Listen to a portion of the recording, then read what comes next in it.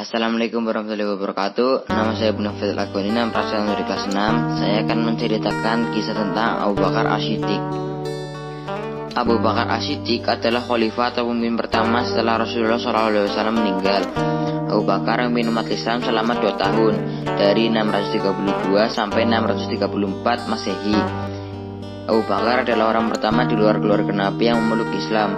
Ia adalah sahabat yang paling dicintai Nabi. Abu Bakar mengorbankan harta bendanya untuk perjuangan Nabi.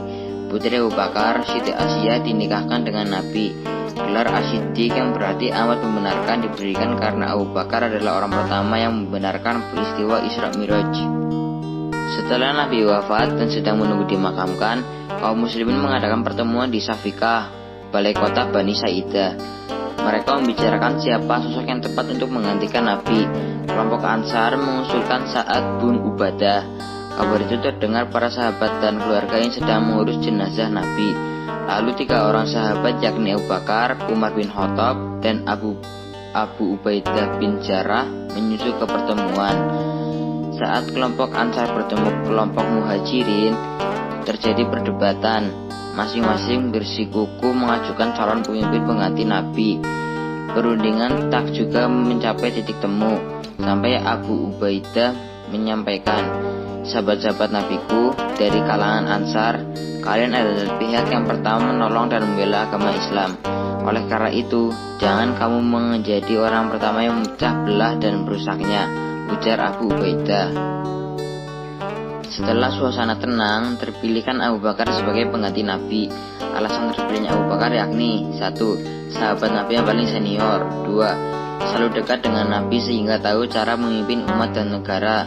3. Dermawan sehingga kekayaan yang dimilikinya dapat digunakan untuk perjuangan umat. 4. Disegani kaum Quraisy karena tegas. 5. Cerdas dan mau bekerja keras. 6. Pernah menggantikan Nabi sebagai imam sholat ketika Nabi sakit. Pemerintahan Abu Bakar.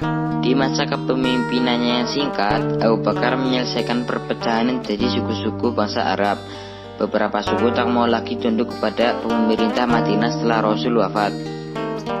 Mereka menganggap perjanjian berakhir seiring wafatnya Rasul.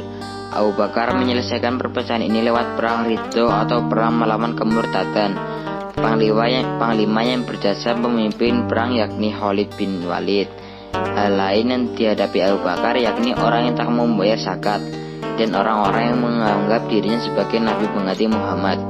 Abu Bakar juga mengumpulkan ayat-ayat suci Al-Quran yang disalin menjadi mushaf. Ia menjadikan ayat Quran dan As-Sunnah sebagai hukum. Di akhir kepemimpinannya, Abu Bakar memperluas daerah kekuasaan dengan mengirim tentara keluar.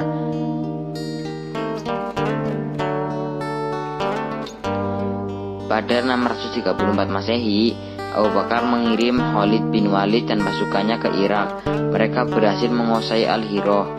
Ia juga mengirim ekspedisi ke Suriah di bawah pimpinan 4 panglima perang yakni Abu Ubaidah bin Jarrah, Amr bin As, Yazid bin Abi Sufyan, serta Syurahbil. Abu Bakar wafat pada 23 Agustus 534 Masehi di Madinah. Ia dimakamkan di sebelah makam Nabi di Masjid An-Nabawi. Sebelum meninggal, Abu Bakar berwasiat kepada Umar bin Khattab. Umar pun dipilih menggantikan Abu Bakar. Sekian kisah singkat tentang Abu Bakar dari saya. Bila ada kekurangan, mohon maaf yang sebesar-besarnya. Wassalamualaikum warahmatullahi wabarakatuh.